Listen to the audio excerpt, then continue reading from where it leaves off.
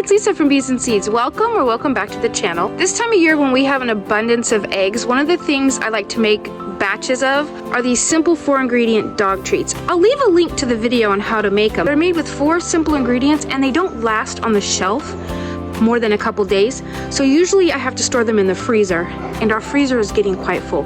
So today we're gonna freeze dry these and see how they turn out so that we can just keep them on the shelf. So I'm just taking these out of the freezer. I like to pre-freeze them so it doesn't take quite as much time in the freeze dryer. We're just gonna load up the freeze dryer and get it started.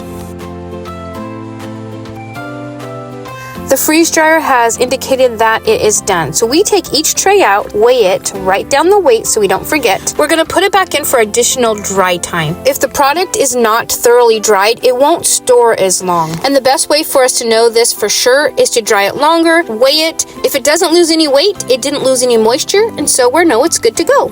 Each time you press more dry time, it stays in there for 2 more hours.